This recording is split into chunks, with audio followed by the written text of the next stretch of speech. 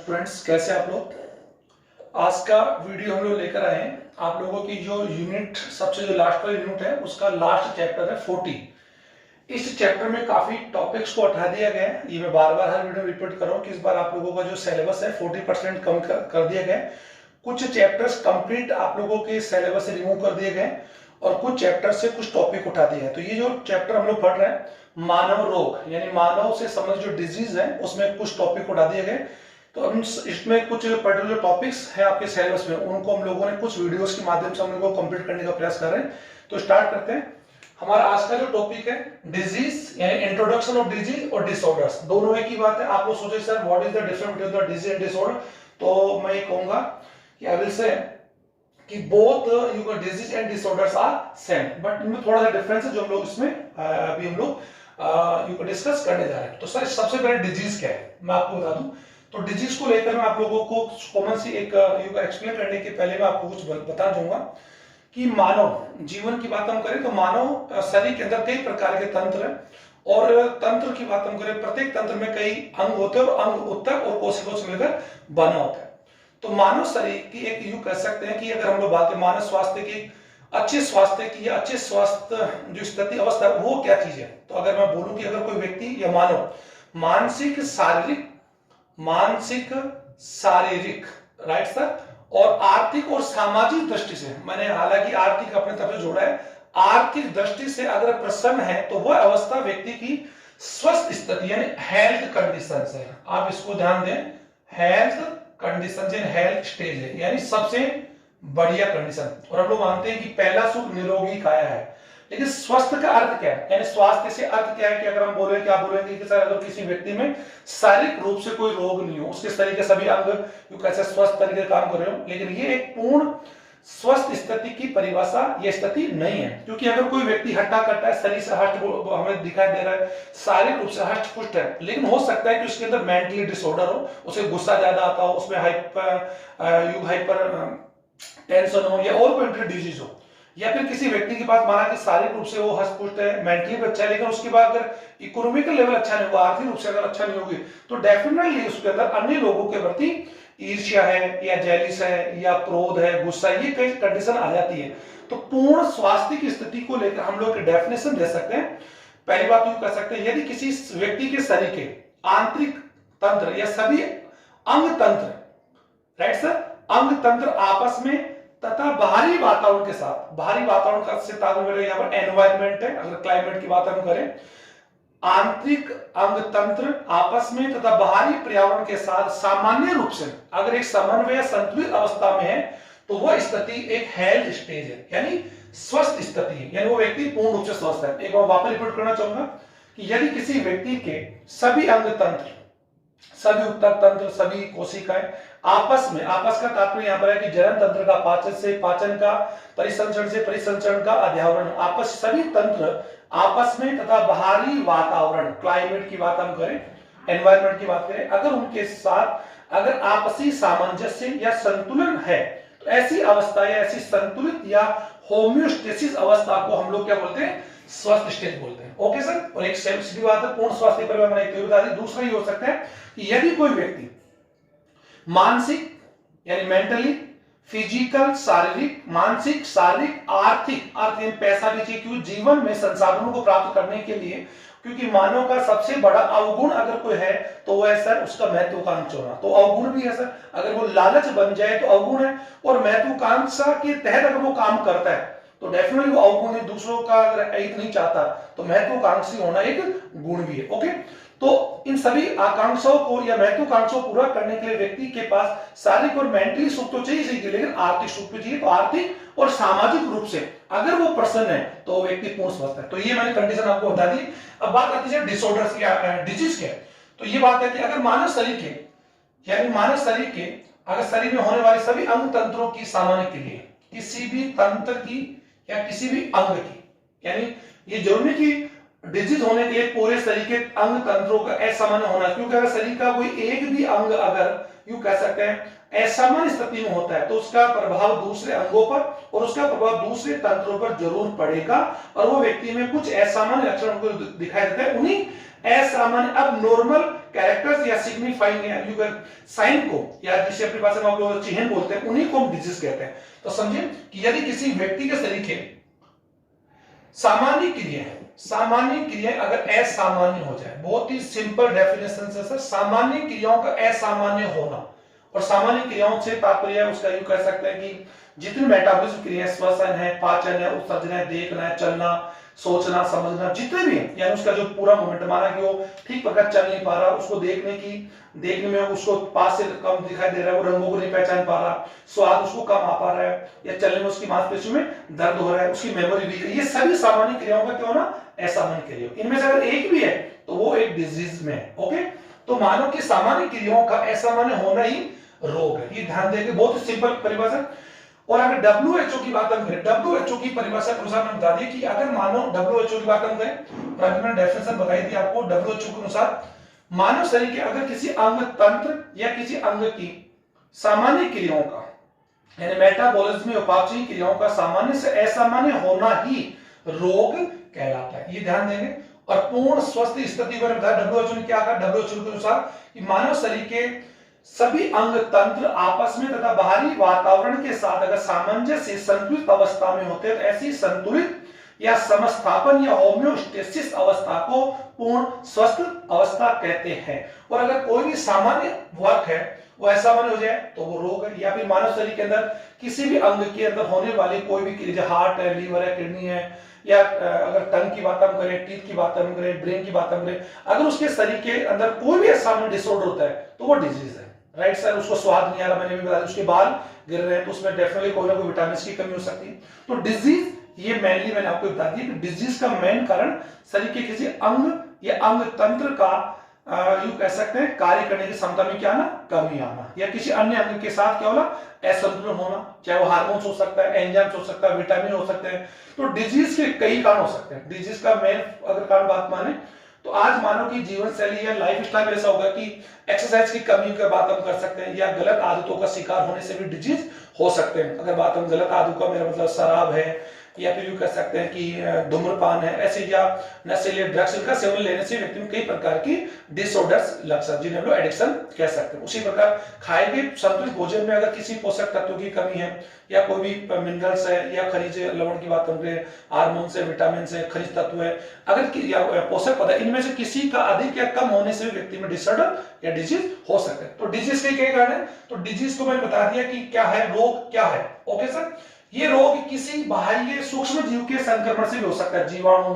या अगर बात हम करें बैक्टीरिया है, वायरस है, प्रोटोजोआ है, पैरासाइट्स है, फंगस है, कई प्रकार प्रोटोजोन्स है, या हेलमिंथ्स है, या अभी हम लोग घर से फाइट कर रहे हैं कोरोना। तो आप जानते हैं कि एनवायरनमेंट के अंदर कई प्रकार के पैथोजेंस होते हैं, तो अगर वो शरीर में हमारी बॉडी में यूं कर सकते हैं इन्फेक्टेड होते हैं या एंटर करते हैं, तो वो भी हमारे शरीर के किसी अंग या तंत्र की क्रियाविधि को प्रभावित करते हैं, तो उस अंग की सामान्य क्रिया क्या हो जाती है, असामान्य। उन्हीं असामान्य लक्षणों को ही वी कैन से, या यू कह सकते हैं वी से डिजीज। ओके, तो डिजीज को लेकर मैंने आपको एक्सप्लेन कर दिया कि पूर्ण स्वास्थ्य क्या है, और आज रोगों का मेन होने का प्रमुख कारण की बात हम करें, जनसंख्या वृद्धि भी है एक ऐसा, औद्योगिकरण भी, उद्योगों से निकलना, धुआं की बात हम करें, लाइफ स्टाइल मैंने बता दिया आप लोगों को कि आज व्यक्ति महत्वाकांक्षी है और भागदौड़ के दौरान वो उसका जो लाइफ स्टाइल है वो बहुत ही खराब होता जा रहा है। अगर बात हम एडिक्शन होता जा रहा है, या प्रॉपर रूप से अपनी बॉडी को या प्रॉपर अपने शरीर की तरफ ध्यान नहीं दे पा रहा हो, पैसों की तरफ या अपने वर्क के ऊपर भाग रहा है, इसलिए अति तनाव होना या डिसऑर्डर होना एक कॉमन बात हो गई। औद्योगिक विकास की अगर बात हम करें तो हमारे विकास का परिचायक है, लेकिन गंदगियों की बात हम करें, कल कारखानों का अधिकता हो गया, वनों की कटाई हो गई, ये सारा एक्चुअल में शहरीकरण, ये सभी रोगों का या जितने भी समस्या है उनका मेन कारण है। तो ये मैंने आपको बहुत अच्छे से समझाने का प्रयास किया, जितने भी प्रॉब्लम्स क्रिएट है सर, वो सभी ह्यूमन बीइंग यानी ह्यूमन द्वारा ही ओरिजिनेट है। अगर बात हम लोग नेचुरल की बात हम लोग करें, हाँ कुछ डिजीज ऐसे नेचुरल डिजास्टर हो सकती है, वो अलग बात है। तो डिजीज को लेकर मैंने आपको एक्सप्लेन कर दिया कि what is disease. Okay sir, Ayurveda के अनुसार डिजीज क्या होता है कि आयुर्वेद ये कहता है कि मानव शरीर में ये को 3 प्रकार के यूं कह सकते हैं तत्व होते हैं। अगर आपने सुना होगा वात, कफ और पित्त। वात यानी हवा की बात हम करें, पित्त जो लीवर द्वारा बनाया जाता है, बाइल जिसे बोलते हैं, और कफ का अर्थ है सेलेस्मा द्वारा स्रावित एक सेलेस्मीय द्रव, ओके, जिसमें वाटर की मात्रा अमाउंट ज्यादा होता है। ये अगर संतुलित अवस्था में तीनों, वात, कफ और पित्त तीनों अगर संतुलित अवस्था में है तो व्यक्ति पूर्ण स्वस्थ है। इनमें से अगर किसी एक का भी एक संगठन अगर एक का भी संगठन अगर अपरिवर्तित या अवांछित रूप से बदल जाता है तो वो व्यक्ति अस्वस्थ। ये आप कंफर्म कर लें अकॉर्डिंग टू आयुर्वेदा। ओके, तो चलो ये तो आपको समझ में आ गया। अब बात आती है डिसऑर्डर डिजीज के जो प्रकार है, या ये कॉमनली बात है कि किन किन कारणों से हो सकते हैं। तो ये इंपॉर्टेंट क्वेश्चन है, बहुत ही।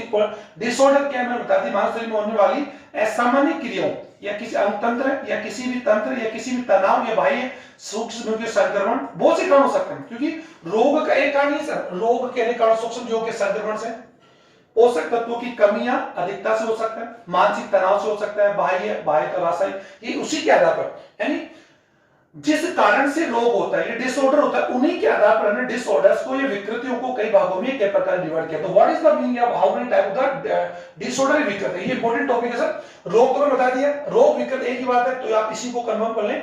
विकृतियों का अभिप्राय है शरीर में होने वाली असामान्य लक्षण, असामान्य साइन का अभिप्राय आप अभी आप समझ जाएंगे कि अगर किसी व्यक्ति में कोई भी कार्य, अगर मान लो आंखों से कम दिखाई दे रहा है, उसके मुंह में छाले हैं, या उसके अंदर यूं कह सकते हैं विटामिन ए की कमी, तो उसमें कलर ब्लाइंडनेस, यूं नाइट ब्लाइंडनेस हो जाएगा। तो ये कई प्रकार के डिजीज जिस फैक्टर या जिस कारण से होती है, उन डिसऑर्डर्स को हमने उन्हीं के आधार पर डिसऑर्डर्स को भी उसी प्रकार हमने डिवाइड, या यूं कह सकते हैं टाइप में डिवाइड किया। ओके, तो different type of disorder, disorder एक ही बात है, सामान्य क्रिया असामान्य होना ही विकृतियां। ये विकृतियां व्यक्ति के अंदर शारीरिक रूप से स्पष्ट दिखाई देती है। कुछ ऐसी विकृतियां होती है जो व्यक्ति में दिखाई तो नहीं देती है लेकिन होती है, जैसे हाइपरटेंशन की बात हम करें, डायबिटीज की बात अगर हम लोग करें। ओके सर, तो कुछ ऐसे डिसऑर्डर्स हैं जो फिजिकली रूप से व्यक्ति के लक्षणों में दिखाई नहीं देते, लेकिन उससे वो व्यक्ति एक्चुअल में क्या होता है, इफेक्टेड होता है। तो डिसऑर्डर्स में सबसे पहले डिसऑर्डर कौन से, संक्रमण, यू कह सकते हैं विकृति या इन्फेक्शन डिसऑर्डर। बहुत ही सिंपल है सर, ज्यादातर डिजीज या डिसऑर्डर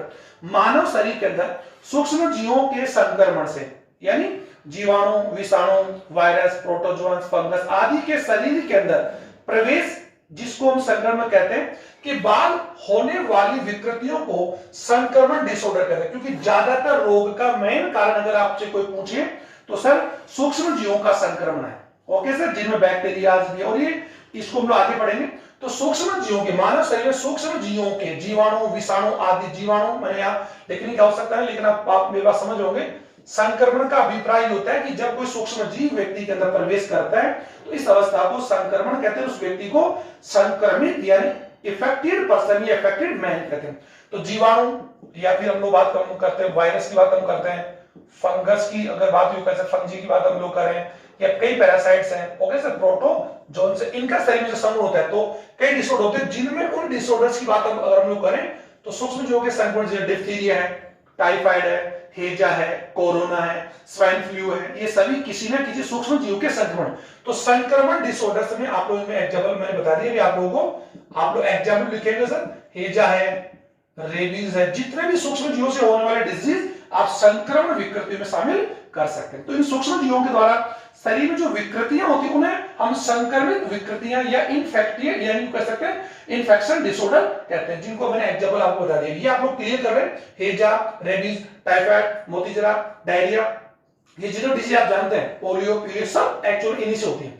पोषण संबंधी विकृतियां, वे विकृतियां जो मानव द्वारा खाए गए पोषक पदार्थ हम जानते हैं, मानव शरीर के संपूर्ण स्वास्थ्य के लिए संतुलित आहार का होना जरूरी है। संतुलित आहार के अंदर सभी पोषक पदार्थ शरीर की आवश्यकता, आयु, लिंग, आवश्यकता, वर्ग और उसकी बनावट के आधार पर समुचित और पर्याप्त मात्रा में, क्योंकि पोषक तत्व यानी संतुलित भोजन में पोषक पदार्थों की मात्रा हर व्यक्ति में अलग अलग होती है। वो उस व्यक्ति की आयु, उसके लिंग, उसकी मतलब उसके जेंडर के आधार पर, वो लड़का है कि लड़की है, मैरिड है कि अनमैरिड है, वो यूं कह सकते हैं प्रेग्नेंट है क्या, वो 18 साल का है क्या, वो बूढ़ा है क्या, वो जवान है क्या, ये वो नवजात शिशु तो नहीं। ये हर का संतुलित डाइट जो होती है उसमें पोषक पदार्थों का अमाउंट जो होता है अकॉर्डिंग यूं कह सकते हैं लिंग, अकॉर्डिंग उसकी एज, अकॉर्डिंग उसकी वर्क के आधार पर अलग अलग मात्रा में होता है। ये ध्यान दें।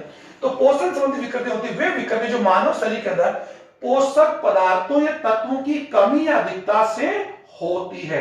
इनमें अगर बात हम करें पोषक संबंधी विकृतियों की बात हम करें, ये किसी पोषक तत्व मान लीजिए कार्बोहाइड्रेट की कमी या अधिकता की बात हम लोग कह सकते हैं, प्रोटीन की कमी की बात हम करें, मैरस्मस, क्वासिओरकोर, इसमें आप लोग समझ रहे होंगे, मैं एग्जांपल बता रहा हूं, मैरस्मस है, क्वासिओरकोर है, या उसकी अधिकता हो जाए तो उसमें कौन सा रोग हो सकता है, मोटापा हो गया।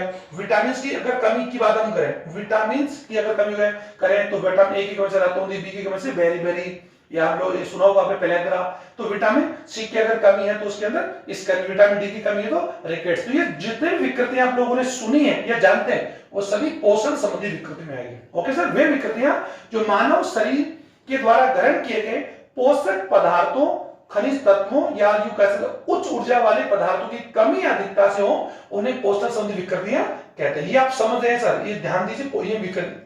तो ये एक्चुअली बोला विकृतियों के प्रकार या मानव में रोग के कारण बढ़ रहे हैं, यानी रोग किनसे होते हैं, रोगों के पर्वों के कारण ही ये विकृतियां। Okay sir. थर्ड नंबर जैव रासायनिक। जैव रासायनिक करते मानव शरीर के अंदर कई प्रकार रासायनिक पदार्थों का निर्माण होते हैं, कई प्रकार के रासायनिक पाए जाते हैं। जैसे कि बात हम लोग करें एंजाइम्स की बात हम करें, हार्मोन्स की बात हम लोग करें, यानी कई प्रकार के टॉक्सिन बनते हैं, यूरिया है, यूरिक एसिड है, अमीनो एसिड है, क्रिएटिन है। इन पदार्थों की मात्रा का अधिक मात्रा में बढ़ जाना भी एक्चुअली में कौन है, डिजीज है सर। आप समझ पा रहे होंगे, किसी भी एंजाइम का, किसी भी हार्मोन की मात्रा का घटना या बढ़ना। अगर बात हम करें कि कोई भी एंजाइम अगर मान घट जाए या बढ़ जाता है तो उसका इफेक्ट उस एंजाइम द्वारा होने वाली उपापचय क्रियाओं की दर पर पड़ता है। Okay sir. हार्मोन की बात अगर कोई हार्मोन, जैसे इंसुलिन हार्मोन है, ग्लूकागोन हार्मोन की बात हम कर सकते हैं, मानववर्धीय हार्मोन से, ये जितने हार्मोन हमारे अंतःस्राव ग्रंथि स्राव करती है, उनमें से किसी हार्मोन की भी अगर कमी हो जाए या अगर अधिकता हो जाती है तो उनसे होने वाली विकृति को बोलते हैं जैव रासायनिक विकृति। Okay sir. इसमें आप एग्जाम्पल अगर बात हम लेना चाहें तो आप लोग क्या ले सकते हैं, मधुमेह ले सकते हैं। ओके सर, मधुमेह ले सकते हैं, ग्लूकोमा ले सकते हैं। अगर बात हम आप समझ में आ रहा होगा मैं जो आपको बताना चाहूँ, या यूं कह सकते हैं कि सिमन डिजीज की बात हम करें, या वामन यूं कहते बोनापन की बात हम करें, वर्दी हार्मोन की कमी अगर हो जाए तो व्यक्ति की लंबाई घट जाती है, या फिर दानवाकार उसकी लंबाई बढ़ जाती है। जैसे थायराइड डिजीज है, वो हार्मोन की कमी से ही होने या अधिकता होने वाले डिसऑर्डर्स है। बहिर्जात रासायनिक एक्सोजीनस केमिकल, ये वो रासायनिक पदार्थ है जो मानव शरीर में बाह्य रूप से, यानी बाह्य रूप से मानव शरीर के अंदर डिसऑर्डर उत्पन्न करते हैं। जैसे कि कई प्रकार के एंटीजेंस की बात हम करें, कई प्रकार बाह्य कारक है, धुआं है, धूल है, मिट्टी है, या कोई मेडिसिन से परागकण है, कोई स्मेल, इनसे शरीर में होने वाली विकृति, लाइक अगर बात हम करें एलर्जी की बात हम करें तो वो इस प्रकार की विकृति में आती है। एलर्जी इसका एग्जाम्पल होगा। अब मेरी बात समझ रहे होंगे, किसी बाह्य रासायनिक कारक या प्रयोजन के कारण शरीर में होने वाली अति संवेदनशीलता, इन हाइपर सेंसिटिविटी जो है वो एक्चुअल में बहिर्जात रासायनिक डिसऑर्डर है, जो जिसका मेन कारण कौन है, बहिर्जात रासायनिक। ये तो अंतर्जात रासायनिक कारक है, एंटीजन जो भी मैंने आपको बताया, जिनमें अभी मैंने क्या क्या बताया था आपको, एंजाइम्स है, हार्मोन्स है, यूरिया है, यूरिक एसिड है, ग्लूकोज, ये जो आंतरिक है, ये बहिर्जात रासायनिक पदार्थ हो सकते, जिनमें धूल है, या सुना होगा कि एलर्जी, इसलिए बार बार छींके आती है, नाक से पानी का बहना, या जुकाम लग जाना, शरीर में चकते बन जाना, ये अलग अलग प्रकार की एलर्जी होती है। ओके। फिर जीवन के तौर तरीके, लाइफ स्टाइल डिसऑर्डर, वे डिसऑर्डर या विकृति जो व्यक्ति के जीवन स्टाइल की वजह से, क्योंकि आज व्यक्ति के संसाधनों की अधिकता आती है तो व्यक्ति के जीवन के अंदर यूं कह सकते हैं, अगर बात करें व्यायाम की कमी होगी, लैक ऑफ एक्सरसाइज हो गई, या अपने प्रॉपर नींद सही पर से नहीं ले पाना, खान पान का एसएमएस खान पान होना, या भारी पदार्थों का या पैकिंग मटेरियल का यूज करना, या समय पर खाना नहीं खाना, एक्सरसाइज नहीं करना, या कई प्रकार की गलत आदतों का आदि हो जाना, चाय है, कॉफी है, अल्कोहल है, सिगरेट है, या कई नशीले मॉर्फिन है, कोडीन आदि का यूज करने से उसकी बॉडी में जो विकृतियां होती है उन्हें हम बोलते हैं वो जो उन्हें बोलते हैं जीवन के तौर तरीकों से उत्पन्न डिसऑर्डर्स। Okay sir. जिसके अंदर अगर बात हम करें, इसकी बात हम करें मानसिक रूप से, मेंटली रूप से व्यक्ति का डिसऑर्डर हो जाना, ये जीवन स्टाइल से संबंधित है। Okay sir. शरीर तंत्र से संबंधित, मानव शरीर के किसी भी अंग तंत्र की बात हम करें, कोई भी अंग तंत्र अगर प्राय रूप से ढंग से काम नहीं कर पा रहा, हार्ट अटैक आ गया, लिवर फेलियर है, किडनी फेलियर है, या प्रॉपर उसको अंग तंत्र ढंग से काम नहीं कर रहे, तो ऐसी विकृति को हम शरीर तंत्र से संबंधित डिसऑर्डर कहेंगे, जिसमें आप समझ लोगे विघटनकारी डिसऑर्डर। विघटनकारी डिसऑर्डर से होता है इस प्रकार के डिसऑर्डर व्यक्ति उम्र बढ़ने के साथ साथ, क्यों उम्र बढ़ने के साथ साथ व्यक्ति की कोशिकाओं, अंगों में या ऊतकों में कार्य करने की क्षमता में कमी आती है, और साथ ही उसके अंदर जो कह सकते हैं उनका जो रीजनरेशन है, या सेल डिवीजन है, सेल डिफरेंशिएशन है, वो सब क्या होता है, घटता है। ओके। जिसकी वजह से उसके अंदर बुढ़ापे से हड्डियों का टूट जाना, या बुढ़ापे बात है, या फिर कम दिखाई देना, या सूजन संधि जो हमारे आर्थराइटिस है, जो हमारे जॉइंट्स उनमें सूजन आ जाना, ये सभी डिसऑर्डर्स के कौन से, शरीर तंत्र से संबंधित, सॉरी विघटनकारी। आप समझ पा रहे हैं। आनुवंशिक वे विकृतियां जो एक व्यक्ति से, यानी जन्म से ही उसे अपने माता पिता से प्राप्त, और इस प्रकार के डिसऑर्डर एक्चुअली में किनसे इन्फेक्ट होती है, जीन से होती है, या फिर गुणसूत्र से होती है। ये समझे आप लोग, क्योंकि माता पिता से ही आनुवंशिक जो पदार्थ है, डीएनए है, आरएनए, गुणसूत्र, जीन है, वो माता पिता से ही संतान को प्राप्त होते हैं और वो एक पीढ़ी दूसरी पीढ़ी में जाते हैं, जिन्हें आनुवंशिकता कहते हैं। तो वे डिसऑर्डर या वे रोग जो एक पीढ़ी से दूसरी पीढ़ी में वंशानुगत हो, माता पिता से, दादा दादी से, नाना नानी से, ये जनरेशन बाई जनरेशन यू कह सकते हैं, ट्रांसपोर्ट होते हैं, फैलते हैं, यानी वंशाणु होते हैं, उन्हें आनुवंशिक डिसऑर्डर। इसमें एग्जाम्पल आप लोग क्या लिख पाओगे? हीमोफीलिया है, सिकल सेल एनीमिया। आप एग्जांपल्स भी तैयार करेंगे, सिकल सेल एनीमिया अगर बात हम यूज कर सकते हैं। ये डिसऑर्डर्स एक्चुअली आनुवंशिक होते हैं, जिन्हें अगर हम लोग यूज कर सकते हैं। और डिजीज है, वर्णांधता की बात हम ग्लूकोसूरिया है, फिनाइलकीटोन्यूरिया, बहुत से डिसऑर्डर्स अगर बात हम यूज कर सकते हैं। टर्नर सिंड्रोम है। तो अभी इनको इतना ज्यादा नहीं, आप लोग एग्जाम एक ही दो एग्जाम्पल याद करें। मानसिक डिसऑर्डर, ये वो डिसऑर्डर्स है जो व्यक्ति में मेंटली रूप से प्रोवाइड होते हैं। अगर कोई व्यक्ति किसी भी कार्य फोकस नहीं कर पाता, किसी तनाव की वजह से, किसी भी ड्रग आदि के सेवन करने से व्यक्ति में मेंटली जो डिसऑर्डर होते हैं, उन्हें हम लोग मानसिक डिसऑर्डर कहते हैं। और मानसिक डिसऑर्डर का मतलब पागलपन भी हो सकता है, या फिर किसी एकांकीपन भी हो सकता है, कम बात करना, या चिड़चिड़ा ज्यादा हो जाना, गुस्से होना, या ऐसा व्यक्ति जो साइकी होता है, जो दिखाई सामने देता है, लेकिन वो व्यक्ति अपना जब वो अपना रूप जब दिखाता है, तो कई बार यूं कह सकते वो हिंसक होकर के आदमियों के लिए घातक भी हो सकता है, अपने लिए भी हो, दूसरों के लिए भी घातक हो सकता है। इस प्रकार के डिसऑर्डर को मानसिक डिसऑर्डर। तो एक इंपॉर्टेंट क्वेश्चन तैयार होगा आप लोगों का, विकृति क्या है, विकृतियों के प्रकारों को उदाहरण द्वारा समझे। It is very important question for 2011 board exam. तो इसको आप, मुझे अपेक्षा आप लोग पूरा कंप्लीट तैयार करेंगे। अब सर हम लोग इसमें ज्यादा डिस्कस ना करते हुए, मैंने अपने पूरा एफर्ट लगा रहा हूं। अब बात हम करते हैं डिजीज। अच्छा, डिजीज जनरली बताते सामान्य के लोग असामान्य होना ही डिजीज है। डिजीज के कई कारण हो सकते हैं, तो आप समझ लो डिजीज का एक कारण नहीं सर सूक्ष्म जीवों के संक्रमण से, डिजीज के कई कारण हो सकते हैं। और वो मैंने आपको बताया कि कोई व्यक्ति हो सकता है कि माना जा रहा है कि पेड़ से गिर गया, एक्सीडेंट होकर उसका हाथ का टूट जाना भी अपने आप को डिजीज या विकृति भी। ये आप समझ पा रहे होंगे, मैं जो समझ पा रहा हूं अभी मैं लिखा यू कह सकते हैं शरीर तंत्र संबंधित। तो शरीर तंत्र संबंधित शरीर के आंतरिक अंगों का कम काम करना, या फिर कभी किसी दुर्घटनावश किसी व्यक्ति का शरीर के किसी अंग में चोट लग जाने के बाद जो विकृति होती है, वो भी अपने में विकृति में शामिल की जाती है। तो सर डिजीज के मेनली दो प्रकार है, जन्मजात यानी कैसे कोजेनिटल, और एक होता है एक्वायर्ड। जन्मजात का अभिप्राय मैं यहां पर इधर लेके आता हूं, आप समझ होंगे। जन्मजात, जन्मजात का यहां पर है कोजेनिटल। वे रोग समझ में आ गया, वे रोग या विकृतियां जो किसी व्यक्ति में उससे जन्म से ही प्राप्त हो, जन्म से ही हो, राइट सर, इसे जन्मजात। और ये जन्मजात विकृतियां का मेन कारण क्या हो सकता है? या तो जन्मजात विकृतियां किसी आनुवंशिक कारण से होती है, आनुवंशिक कारक से होती है, या फिर वो जन्मजात विकृतियां भ्रूण विकास, जो भ्रूणी विकास, जो आप जानते हैं भ्रूण विकास का जो मानव में जो गर्भावधि है, जिसे हम लोग कैसे गैस्ट्रल पीरियड बोलते हैं, वो 9 माह का होता है। अगर भ्रूण विकास की सामान्य क्रियाओं का असामान्य क्रिया हो जाए, मानव भ्रूण विकास के दौरान कोई भी क्रिया अगर बात हम करें, जो कोराखंड ब्लास्टोमेस होते हैं जिनसे एक निर्धारित अंग का निर्माण होता है, अगर वो ना होकर किसी असामान्य रोग, असामान्य अंग का निर्माण हो जाए, या उस अंग का निर्माण ना हो, तो ऐसे डिजीज जो शिशु में जन्म से ही होगी, या तो आनुवंशिक कारक से होगी या गुण विकासीय कारकों से होगी। आप समझ पा रहे गुण विकासीय कारकों का यहाँ पर बहु, कई बार देखोगे कि बच्चों के अंदर 5 की 6 अंगुलियां हो जाती है, या जो हमारे उपांग होते हैं, लिम्स होते हैं, वो आधे बनते हैं, हेमिलस कभी वो बनते ही नहीं है, तो एमिलस बोलते हैं। तो ये कई प्रकार डिजीज आप सुना होगा कि उसके अंदर मान कई बार देखोगे ट्विंस आप जुड़े रहते हैं, उनके अंदर कह सकते हैं हिप्स जुड़े होते हैं, या उनकी बॉडी जुड़ी होती है। तो ये डिसऑर्डर जो है वो एक्चुअली में कौन से होते हैं? जन्मजात होते हैं। और उनका कारण क्या है? भ्रूण विकास।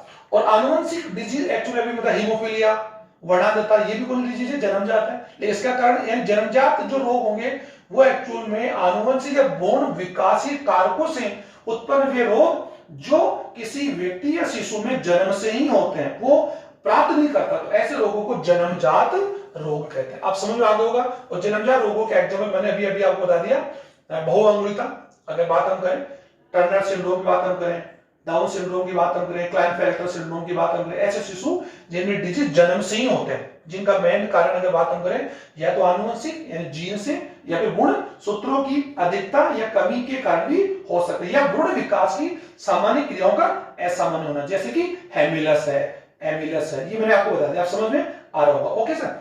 अब बात आती है घर से। वे डिजीज जो किसी व्यक्ति में जन्मजात न होकर वो व्यक्ति में जिन्हें अपने जीवन काल में प्राप्त करता है। सर ये वही बात हो गई जो मैंने लास्ट चैप्टर पढ़ा था, उपार्जित प्रतिरक्षा। वही बात है, उपार्जित यानी ग्रेक बोल दो, या फिर आपने इसको क्या नाम दे दिया? उपार्जित, उपार्जित बोल सकते हैं। अर्जित बोल सकते हैं। तो वह प्रतिरक्षा जो जीवन काल में प्राप्त होती है, जिसे आपने उपाधि बोला था, कोई बात यहां पर है, वे रोग जो कोई व्यक्ति अपने जीवन काल में बाह्य कारकों से, आंतरिक कारकों से प्राप्त करता है, कई कारणों से प्राप्त कर सकता है। और वो कारण कौन कौन से हो सकते हैं? सूक्ष्म जीव का संक्रमण हो सकता है, व्यसन हो सकते हैं, या अगर बात हम पोषक तत्वों की कमी हो सकती है, लाइफ स्टाइल हो सकती है, अलग अलग कारणों से प्राप्त करें, जो होते नहीं जन्म के बाद प्राप्त करता है। ओके सर, इन्हें हम बोलते हैं एक्वायर्ड या फिर उपार्जित या फिर अर्जित। ओके सर, या फिर ग्रहित रोग। आप समझ पा रहे होंगे ये। और ये रोग के जो कारण होते हैं, मैंने बता दिया, रोग के सर अलग अलग प्रकार के कारण हो सकते हैं, जो मैंने अभी अभी आपके सामने, जो विकृतियां हैं वही रोग के कारण सर। तो हमने विकृतियों को कारणों के आधार पर या कारकों के आधार पर ही हमने उनको डिवाइड किया था। ओके, तो जीवन काल में होती। अब हम लोग इसमें ज्यादा वीडियो को लंबा ना करते हुए मैं चाहूंगा कि ग्रहित या जो उपार्जित डिजीज है, इन्हें दो प्रकार से बांटा गया है। ये सबसे इंपॉर्टेंट टॉपिक आपको हुआ संक्रात्मक, और दूसरा जो प्रकार है वो है असंक्रात्मक। इस वीडियो में हम लोग जो इनके मीनिंग पढ़ेंगे, फिर एक वीडियो में और बनाऊंगा। ओके सर, अब ये चैप्टर ऐसे तो बहुत बड़ा है, लेकिन आप समझो संक्रात्मक यानी इफेक्टिएड, अगर बात भी कर सकते हैं, इफेक्टिएड या इनफेक्टिएड, इनफेक्टियस, और ये होते हैं नॉन इनफेक्टियस। ओके सर, बहुत सिंपल, संक्रात्मक। और ये दोनों किसके प्रकार, अभी मतलब ये दोनों किसके प्रकार है? अर्जित या ग्रहित, अर्जित या ग्रहित रोगों के। ओके, अब संक्रात्मक रोग क्या होंगे? वे रोग या व्याधि या विकृतियां जो किसी संक्रमित व्यक्ति से, ये कोई संक्रमित व्यक्ति ध्यान दें, और ये कोई सामान्य व्यक्ति है। ओके, तो संक्रमित मतलब इफेक्टेड पर्सन है, यानी ये इफेक्टेड पर्सन है, किसी डिजीज से ग्रसित, इफेक्टेड। तो अगर वे रोग जो किसी संक्रमित व्यक्ति से किसी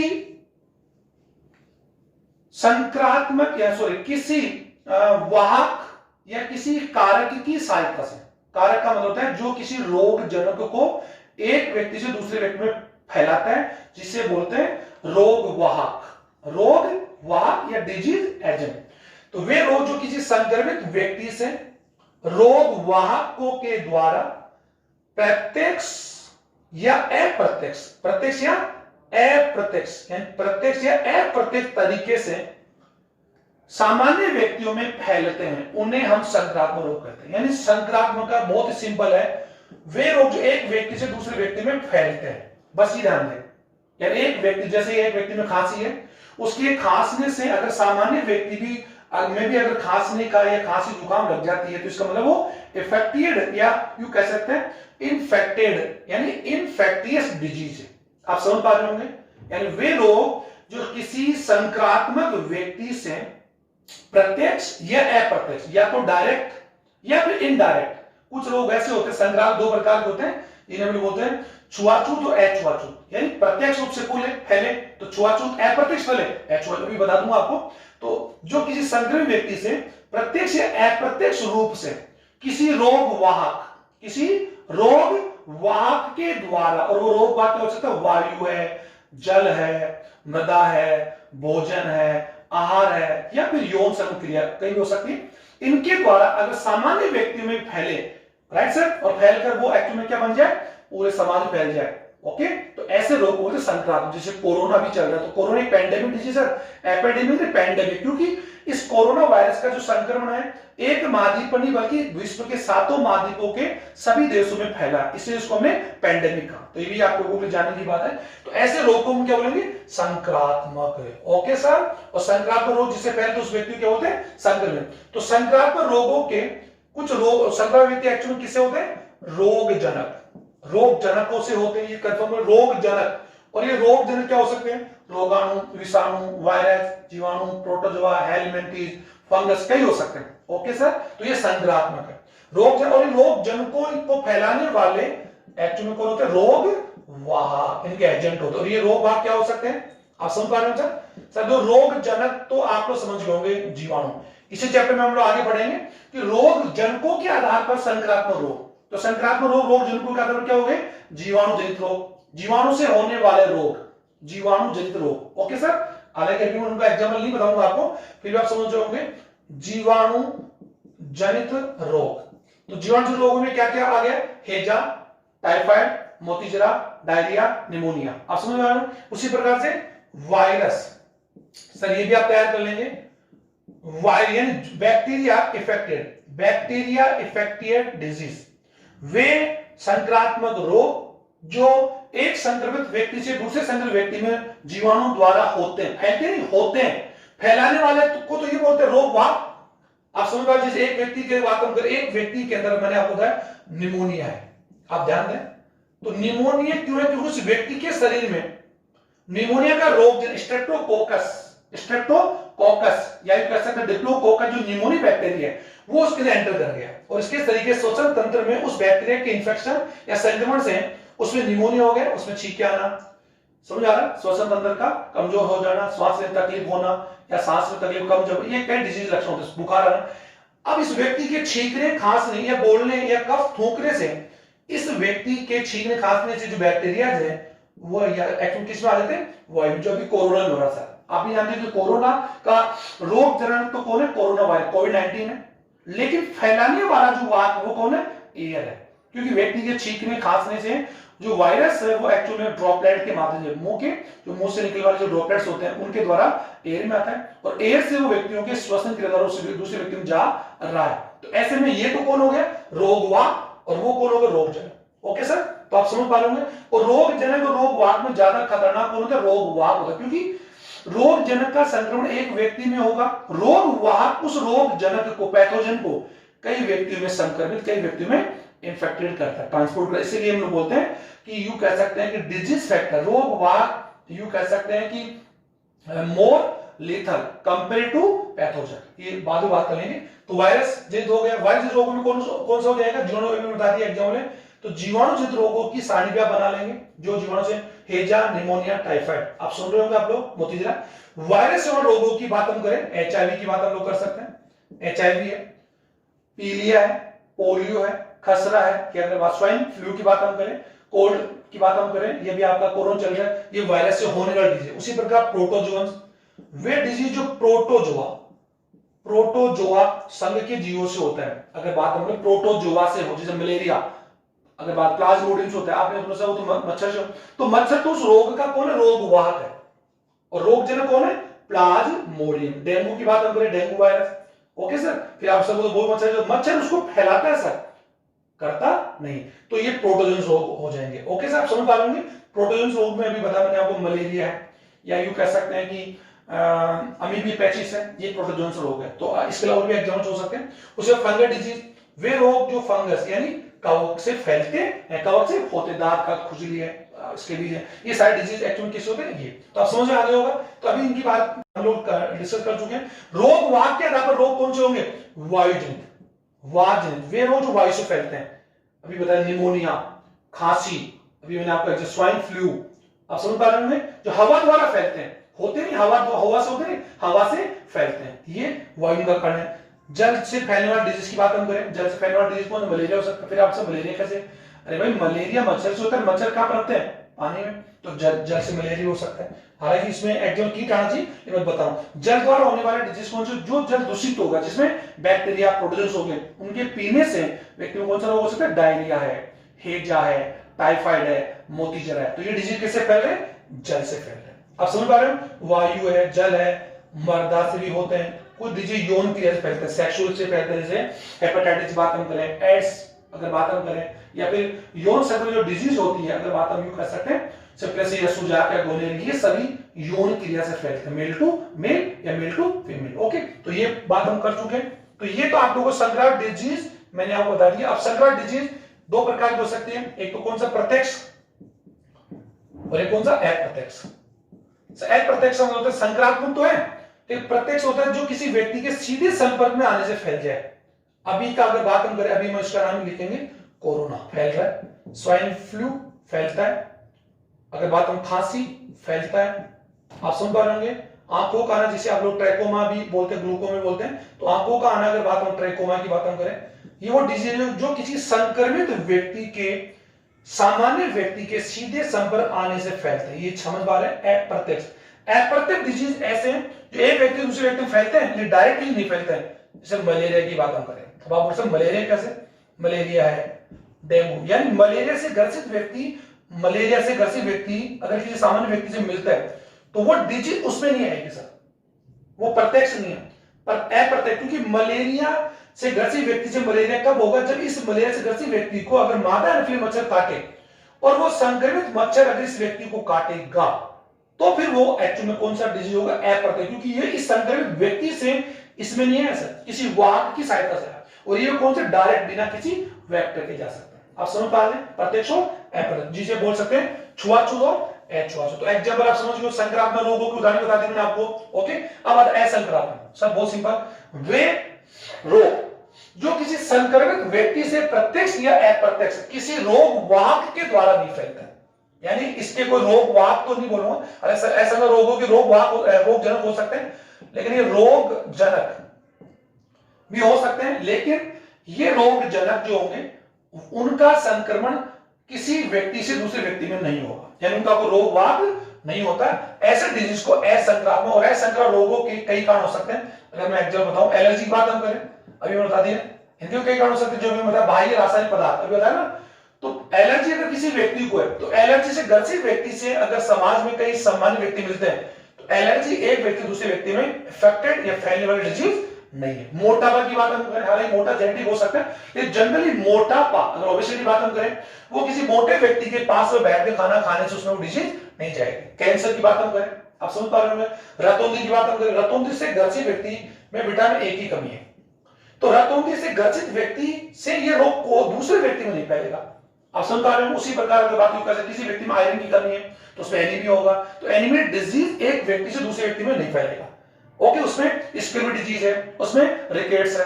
ओके सर, तो ये पोषक तत्वों की कमी या अधिकता से हो सकता है, बाह्य कारकों से हो सकता है, शरीर के आंतरिक अंग कम, जैसे किसी व्यक्ति का हाथ फ्रैक्चर है तो हाथ फ्रैक्चर मतलब डिजीज तो है, ग्रसित तो है, क्या उसके हाथ फ्रैक्चर होने से क्या दूसरे व्यक्ति फ्रैक्चर हो जाएंगे?